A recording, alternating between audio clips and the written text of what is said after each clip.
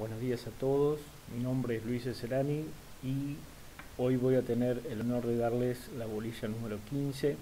Les doy una cordial bienvenida a todos y vamos a comenzar con el desarrollo de esta unidad. En esta unidad lo que vamos a ver básicamente es el concepto de tentativa. La tentativa puede ser interpretada cuando una persona se decide a cometer un delito determinado, necesariamente recorre un camino que va desde la simple idea o propósito de cometerlo hasta la consumación total del mismo. Este circuito, tomado como un conjunto, se denomina en el derecho penal iter criminis, vía o camino de ejecución del delito. La ley argentina prevé la figura de la tentativa porque muchas veces en la realización de un delito, la acción puede detenerse sin que se haya logrado perfeccionar la obra propuesta. Por consiguiente, nuestro derecho, el hecho es punible no solo en su consumación, sino también en el grado de tentativa. Ahora bien, si hablar de tentativa implica que la gente a la postre no consumó el delito propuesto, ¿por qué se castiga su presencia? Esa es la pregunta que uno debe hacerse. El fundamento de su incriminación obedece a que el legislador tome en cuenta que esa acción delictiva trunca, llega a afectar los intereses de los individuos o de la sociedad, poniendo en un peligro efectivo, el bien jurídico protegido y que si no se produjo lo que fue por causas ajenas a la voluntad del autor, por ello es de ahí su punición. Es decir, hay causas externas a la voluntad del sujeto que operan en ese iter criminis. En virtud de ello es que la tentativa en sí misma no es un delito determinado, no hay delito de tentativa, sino solo el comienzo de ejecución de un determinado delito específico. ¿Dónde está regulada la tentativa? En el artículo 42 del Código Penal, que dispone el que con fin de cometer un delito determinado comience esa ejecución, pero no lo consuma por circunstancias ajenas de su voluntad. Como ven ustedes, el artículo 42 claramente define esta idea de que hay circunstancias ajenas a la propia voluntad del sujeto. Dicho esto, vamos a pasar a estas dos fases que tiene esta tentativa: la fase interna y la fase externa, o externa e interna, como prefieran ustedes, es lo mismo. Para comenzar el tema, vamos a iniciar este recorrido desde un precepto. Un delito en grado de tentativa, que sería una imputación delictiva imperfecta, requiere que la propia figura legal admita una realización gradual, no completa en alguno de sus momentos. Por lo general, en los delitos con resultado material, por ejemplo el hurto o el homicidio, lo aceptan para la consumación, es decir, hace falta recorrer un cierto camino. En cambio, no va a ser posible hablar de la tentativa en los delitos de pura actividad, en los cuales la acción jurídicamente intransitiva es punible en sí misma, de manera que comenzar con la acción ya es consumar el ilícito. El caso claro de esto, por ejemplo, en el caso de la tenencia de un arma de guerra o de introducir al país instrumentos para falsificar moneda de curso legal. Es decir que hay que tener en cuenta esas dos cuestiones que aparecen acá. Vamos a ver ahora la fase interna. La fase interna, bien se dijo que la pura idea de la gente de querer cometer un delito determinado no es punible, porque lo que el sujeto piense para sí mismo no es punible. Si yo la idea de que mañana voy a matar a Pedro, por ejemplo, ello se debe, es decir, esa idea que tiene el sujeto dentro de su fase interna no es punible porque no transfiere de la esfera psíquica del propio sujeto, lo cual provoca, digamos, la imposibilidad de que el derecho pueda penar los pensamientos, si no tendríamos un derecho penal que puniría aquellos actos que el sujeto meramente tiene en su fase interna. Y ustedes saben que esto está además constitucionalmente resguardado. Vamos a ver que cuando ese pensamiento trasciende esa proceso psíquico del sujeto, esa fase interna que está en el sujeto, comienza la segunda fase, que es la fase externa.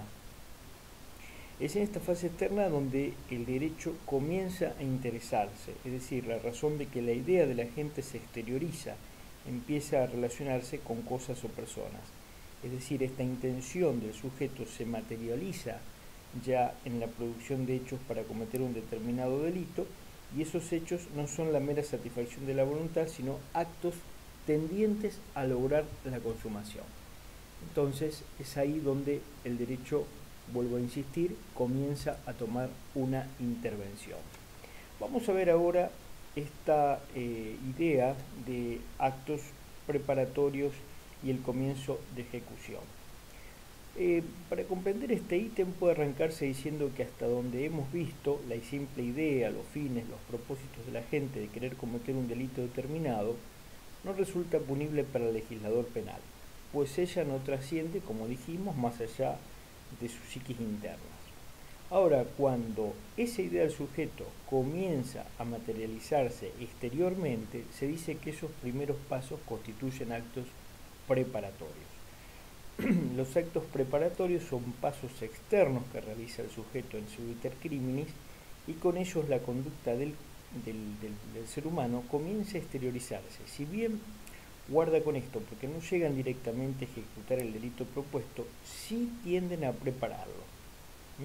Es decir, el caso sería el ladrón de que se vale de un maletín para sustraer joyas, el enemigo que compra una navaja para lesionar posteriormente a la vista. Así está preparando lo que va a realizar después.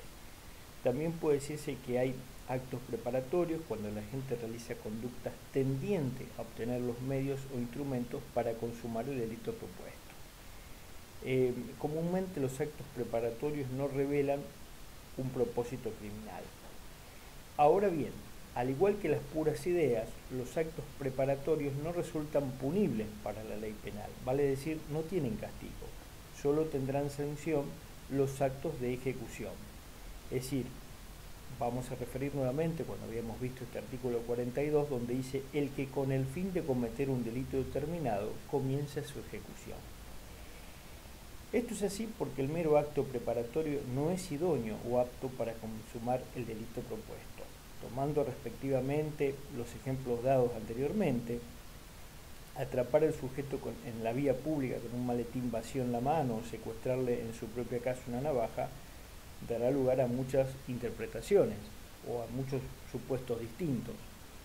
Así sucede que los actos preparatorios aparecen como necesarios en la mente del autor para llevar a cabo aquel delito propuesto en la forma que él lo ideó, lo pensó, lo estructuró, pero ellos para la ley resultan como insuficientes para poner en peligro la idea del bien jurídico determinado. Acuérdense que lo que protege el derecho penal específicamente son bienes jurídicos protegidos.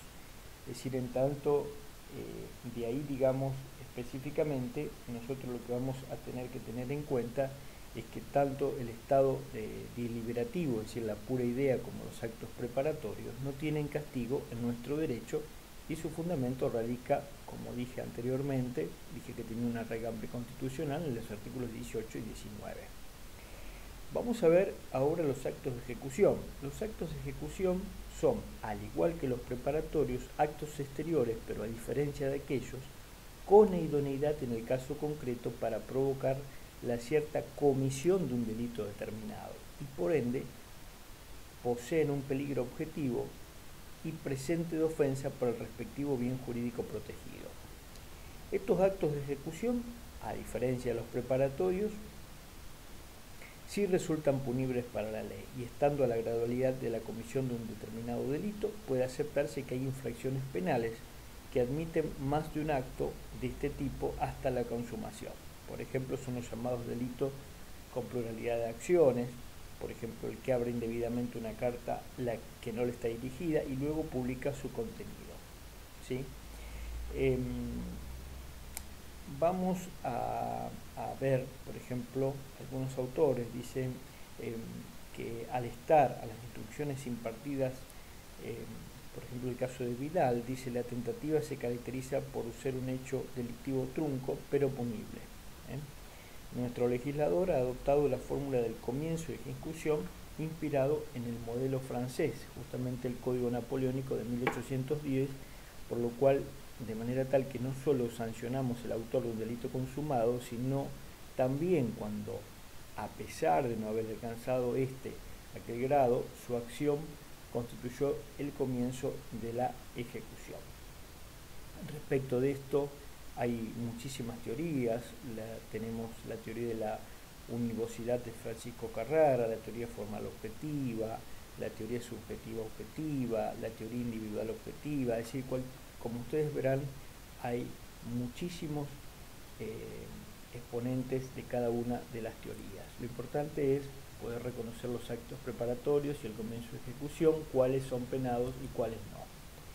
Vamos a ver ahora otro de los elementos importantes que reviste la tentativa, como es la falta de consumación involuntaria del delito. Bajo este rubro se analiza el tercer elemento de la figura de la tentativa.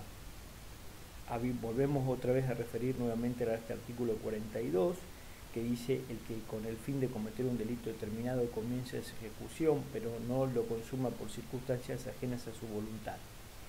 De esto se sigue que el autor puede dar comienzo a su tentativa desde que se propuso ejecutar los actos del delito propuesto hasta su anterior consumación.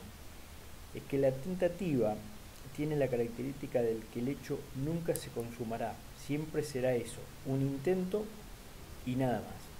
Es decir, la consumación del delito propuesto consume a la tentativa y entonces el castigo se determinará por aquel y no por esta. Es decir, si yo logro la consumación del delito, ya no hablo más de tentativa, es decir, ya es absorbida por la figura penal. Para que el hecho quede en grado de tentativa, la ley pide la no consumación del delito propuesto, vale decir que el episodio delictivo deba quedar incompleto, trabarse en algún momento de este proceso ejecutivo. Esto va a constituir inexorablemente un requisito sine qua non de la tentativa. Es decir, esa no consumación del delito debe obedecer a causas ajenas a la voluntad de la gente, es decir, a un impedimento que le es en principio extraño, tanto objetiva como subjetivamente. La única excepción a esta regla lo va a constituir el artículo 88 del Código Penal, en caso de tentativa de aborto de la propia madre que es impune. Si ocurre lo contrario, es decir, si el delito no se produce por motivos propios, es decir, por motivos voluntarios, el hecho queda impune en virtud de lo que prescribe el artículo 46. Vamos a ver qué engloba esto de causas ajenas a la voluntad de la gente. Es decir, entra factores de origen personal o subjetivos, materiales u objetivos, que lo obligan contra su voluntad a dejar de lado esa empresa delictiva que había comenzado. Referido a estos factores de origen personal o subjetivo, son aquellos que operan moralmente en el autor, es decir, como el peligro concreto de ser descubierto antes de consumar el delito o inmediatamente cometido, en fin, todos los que a ustedes se les ocurran que pueden transitar por la psiquis del sujeto. Y en cambio, vamos a decir que hay un impedimento material o objetivo cuando el resultado no acaece por la acción de terceros o de la autoridad o de la víctima de razones fácticas, como animales, motor que se ahoga cuando se intenta llevar el automotor, el caso del veneno donde hay sustancias que lo neutralizan, la bomba que no explota, es decir, la carga del revólver que se termina, es decir, la acción homicida que solo lesiona, es decir, todos esos son actos, como ustedes verán, que son ajenos a la voluntad del sujeto y lo que pretenden es lisa y llanamente frustrarlo. Vamos a ver ahora dos supuestos más, que son la tentativa acabada y la tentativa inacabada. Muchas veces vimos que este camino hacia el delito es muy largo, hasta su no consumación. Por dicha causa, numerosas ilicitudes terminan siendo tentadas, debiendo ello a factores absolutamente extraños y ajenos a la gente, pero no con la característica que de su parte ha hecho lo necesario, es decir, lo imposible para que el resultado se produjera. Esto es lo que en la doctrina se denomina tentativa acabada o delito frustrada. Es decir, nuestra ley no diferencia o legisla en forma independiente la tentativa del delito frustrado. Por lo tanto, este integra el artículo 42 del Código Penal. La distinción sí puede ser finalmente analizada en los parámetros del artículo 40 y 41. ¿Ello por qué? Porque si bien el agente no pudo consumar su obra por una causa ajena a su voluntad, desde el punto de vista subjetivo, en esta tentativa acabada, él al delito lo ha consumado. Es decir, vale decir, lo que es con relación al hombre que lo comete. Lo que sucede es que depende del punto de vista objetivo, es decir, ello con relación al objeto contra el cual se dirige y la persona que habría sufrido el perjuicio. El hecho queda en tentativa por no haberse concretado el plan del autor. Por otro lado, en cuanto al delito de tentativa inacabada, se dice que ella opera cuando el autor no ha completado toda la actividad que de él requiere el proceso de consumación y que por lo tanto permite que éste sea detenido voluntariamente. De allí que se acepta que esta figura jurídica es plenamente compatible con el desistimiento voluntario. Es decir, como ustedes verán, vemos que hay dos formas, digamos dos relaciones que surgen. La tentativa inacabada yo lo voy a vincular con el desistimiento voluntario y la tentativa, la primera que habíamos visto, la tentativa acabada, que la voy a unir específicamente con el delito frustrado. Bien, aunque lo que tenemos que distinguir, finalmente una pequeña referencia, que si la empresa delictiva no llega a su fin por un detenimiento involuntario de la gente, esa tentativa inacabada encaja dentro del artículo 42 del Código Penal. Ello porque el proceso ejecutivo se vio interrumpido por causas ajenas a su voluntad. Vamos a ver ahora finalmente el desistimiento. El desistimiento que aparece en este desarrollo de la tentativa. Vimos que con el fin de cometer un delito determinado comienza con su ejecución y no lo consuma por causas ajenas a su voluntad, será responsable a título de tentativa. Esto tal cual, vuelvo a insistir, está regulado en el 42. Ahora, ¿qué sucede? El autor de esa tentativa no estará sujeto a pena cuando desistiere voluntariamente del delito. Eso lo tienen expresamente contemplado en el artículo 43.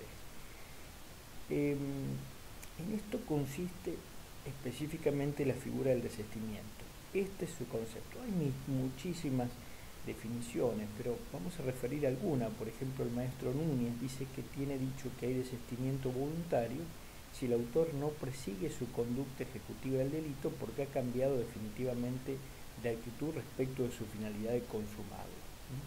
La ley, en este caso, habla de desistir el delito y no de la ejecución del delito. Por lo tanto, es imprescindible que el autor transite en la tentativa.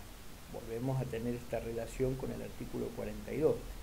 Lo que debe desistir es la consumación, puesto que aquel debe haber comenzado con los actos típicos de ejecución. Como ustedes verán, este 43 se vincula nuevamente en el 42.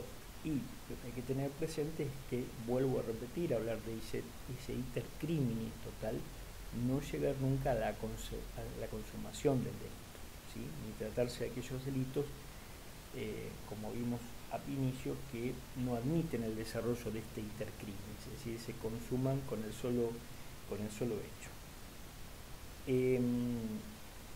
Lo que debe desistir, vuelvo a insistir, es la consumación, ¿sí? Pero tiene que haber comenzado los actos típicos de ejecución. Una breve referencia más: nuestra doctrina ha sostenido que el fundamento legal de la impunidad del desistimiento obedece principios de política criminal. Algunos lo toman como una gracia o perdón, entre otros basados en un premio o recompensa. Más modernamente se ha entendido que se trata de un caso de eliminación de la pena, fundado en la circunstancia de que el autor, con su desistimiento, ha demostrado que su voluntad criminal no era suficientemente fuerte o intensa. Por lo tanto, desde el punto de vista preventivo especial como preventivo general, la pena parece como innecesaria. En realidad, quien desiste de un delito en su periodo de ejecución sin que ninguna causa extraña a los impulsos de su propia voluntad se haya puesto de por medio, no solamente no ha alcanzado a producir mayor alteración del bien objeto del delito, si es que alguna ha producido, sino que ha demostrado que así como ha sido incapaz de resistir el impulso inicial criminoso, ha sido capaz de evitar las deplorables consecuencias.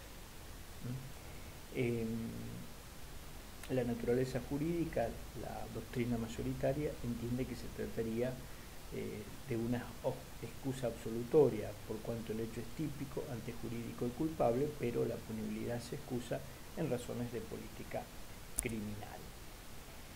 Vamos a ver la pena de la tentativa que aparece también regulada en el Código Penal. El sistema de castigo para los delitos que quedan en grado de tentativa está regulado en el 44 del Código Penal y dice que la pena que corresponderá a la gente, si hubiera consumado, se disminuirá de 1/3 a la mitad. Entonces, va de suyo que el autor recibirá como pena la correspondiente al delito que quedó en grado de tentativa, aunque reducida en la forma que dispone la ley. La fórmula utilizada por el codificador ha dado lugar a diversas interpretaciones doctrinarias y principalmente vamos a referir algunas. Vamos a referir, por ejemplo, la teoría de Soler. El maestro Soler decía que el procedimiento es hipotético, no fijando pena abstracta para la tentativa. Es decir, lo que esta vertiente decía, que el juez debe precisar primero la pena que habría correspondido a la gente si el delito lo hubiera consumado, y sobre esa pena se procede a hacer la operación aritmética que reduce de 1/3 a la mitad, disminuyendo 1/3 como mínimo y una mitad como máxima. Se los resumo con un ejemplo. En el caso del homicidio simple, en el artículo 79, tiene una pena de 8,25 de reclusión o prisión. Supongamos que el juez opte hipotéticamente por imponerle al reo una pena de 9 años de prisión, pero al quedar tentado de este hecho, la pena se reduce en cuanto al máximo 1/3 y el mínimo a la mitad. Vale decir entonces que para esta teoría la tentativa del homicidio tiene una escala penal que va de 4 años y 6 meses como mínimo a 6 años de prisión como máximo. Como les dije, hay muchas teorías. Está la de González Roura, la teoría de Núñez, pero bueno, son todas variables que tienen, digamos, en juego esta cuestión. En cuanto al camino que siguió la jurisprudencia, vale acotar lo siguiente: los tribunales del país han sido muy pendulares en este punto, aunque debe aceptarse que la teoría más prevaleciente es la de González Roura. González Roura, ¿qué dice? Dice que la pena de la tentativa debe hacerse de la siguiente forma: debe tomarse la pena fijada por la ley en abstracto para el delito, reduciendo a 1/3 el máximo y en la mitad el mínimo. Siguiendo el mismo ejemplo del caso que vimos anterior, el homicidio, la pena de este delito sería en 4 años como mínimo y 16 años y 8 meses de prisión como máximo. Pero bueno, como les dije, son teorías. Vamos a ver el segundo párrafo de este artículo 44. Dice: si la pena fuera de reclusión perpetua, la pena de la tentativa será de reclusión de 15 a 20 años.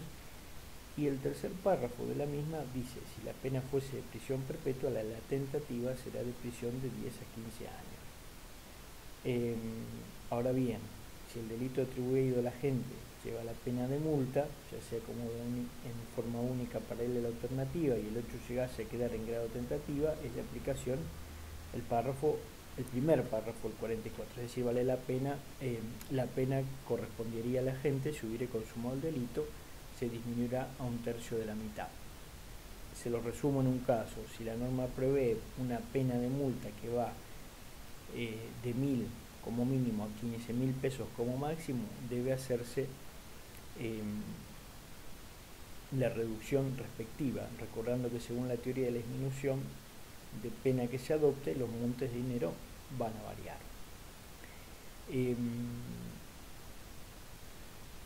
Bueno, hasta aquí vamos a ver ahora el delito imposible.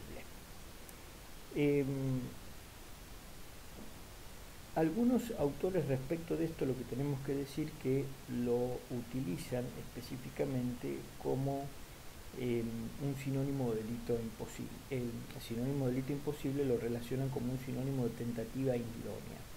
Sin embargo, lo que hay que entender que no es una subespecie de la tentativa, es una estructura jurídica autónoma.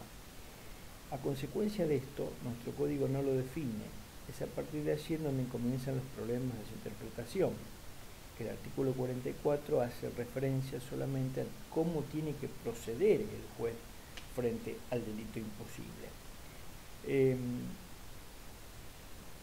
A los fines de dar un concepto, podemos expresar que hay un delito imposible cuando el agente para delinquir se vale de medios inidóneos o su acción recae sobre un objeto inidóneo.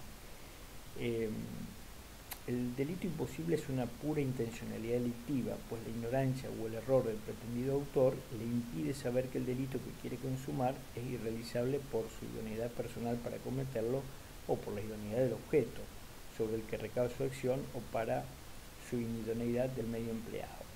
La idoneidad en el autor puede responder a la falta de la calidad personal o funcional requerida.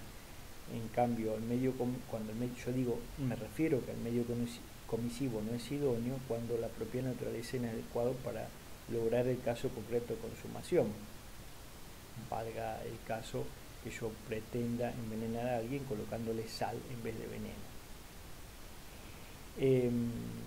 En cuanto a cómo se castiga la ley, el delito imposible, hay que remitirse al último párrafo del artículo 44, que dice: si el delito fuera imposible, la pena se disminuirá en la mitad y podrá reducirse al mínimo legal o eximirse de ella según el grado de peligrosidad relevada por el delincuente. Bueno, acá tenemos que tomar este grado de peligrosidad que ya hemos explicado a lo largo de todo este curso de Derecho Penal, cuáles son las implicancias que tiene esto de hablar respecto de